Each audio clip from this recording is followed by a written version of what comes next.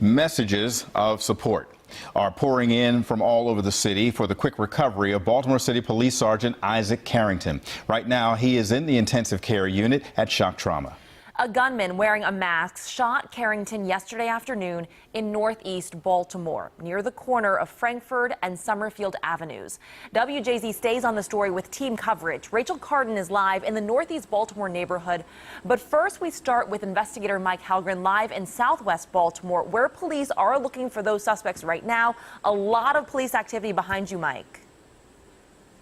Lynn and Tim, it's a very active scene. Let's take a look. We're just off Annapolis Road here. You can see they've got some streets blocked off, a number of police cars here.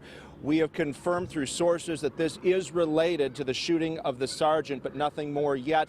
And someone here at the scene, a police officer, told me they are on their trail right now. Let's take a look at Chopper 13 overhead as well, showing some of the police activity in the area here in South Baltimore. This has all just started unfolding within the past hour. Also, another update. We just learned that the sergeant is in surgery at the moment.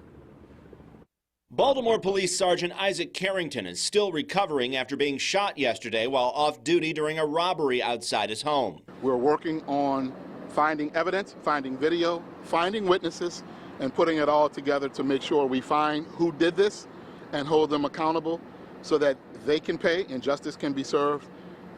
And we will prosecute them and make sure that they're prosecuted to the full extent of the law. Police say Carrington was talking to his neighbor in his front yard in northeast Baltimore's Frankford neighborhood when an Acura drove up. A masked man got out and demanded their property at gunpoint. Sergeant Carrington and his neighbor ran in opposite directions. The gunman chased Carrington and opened fire. Broad daylight shootings and murders in the city of Baltimore is totally unacceptable. 4 members of the Baltimore Police Department have been victims of violent crime in the past month. A civilian employee who was stomped in a robbery near headquarters, a deputy commissioner robbed at gunpoint, and a sergeant wounded while responding to an active shooter at a methadone clinic. Senator Ben Cardin tweeted today, "My thoughts are with Sergeant Carrington on life support after yesterday's shooting, his family and his colleagues. I hope for swift recovery and follow through on Baltimore Police's investigation." Governor Hogan again tweeted about the need for tougher mandatory sentences, something he told WJZ hours before the shooting. We push for tougher sentencings for repeat violent offenders who commit crimes with guns, and that's one that's really going to have an impact on those repeat shooters. Right now, there is a $19,000 reward for anyone with information that leads to an arrest in Sergeant Carrington's shooting. And let's go live to Chopper 13. We believe it's over the Acura, the blue Acura that the suspects were driving, the masked suspects who caused all this terror and chaos yesterday. On the ground here, there is still a very large presence here off Annapolis Road. They've got some of these side streets blocked off, a number of police officers from multiple agencies right now. We're still waiting for an update on exactly how this relates to the case. I know that they are on the trail of these suspects, and what is happening here where I am is in connection to the shooting of the sergeant. So we're going to continue to keep monitoring developments here. Still an active scene here off of Annapolis Road. That's the latest. Reporting live, Mike Halpern, WJZ. Thank you, Mike. And of course, WJZ coverage continues this noon. We're joined now with Rachel Carden live in northeast Baltimore, neighborhood where Sergeant Carrington was shot and where he lives. Rachel? And I believe I'm standing very close to where that shooting happened. This was all part of the crime scene yesterday. The public was not able to pass through this area. People who live in these homes were not even able to pass through this area. So again, several neighbors we haven't spoken to today, but we plan to get their reaction as well.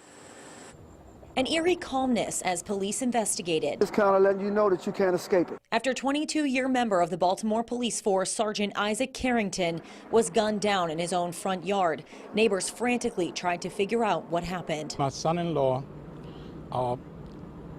Mr. Brady, and his neighbor, the officer that lived across the street from him, were approached by individuals who attempted to rob them. As parents raced home to check on their kids, they were stopped outside the crime scene, anxious to reassure these young witnesses that everything would be okay. My kids were home, so they heard the gunshot. Karen Jackson had an uncomfortably close view of what was going on as the investigation unfolded.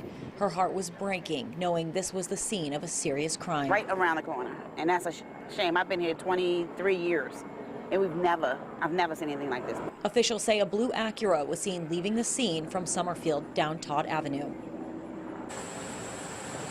And things are in no way back to normal out here along Summerfield Avenue. You can actually see 2 police cars parked out front of this sergeant's house, and we have seen other police vehicles passing through this area, still talking to neighbors, still trying to figure out what they saw yesterday and collect any evidence they might have missed. We're live in Northeast Baltimore. I'm Rachel Carden, WJZ.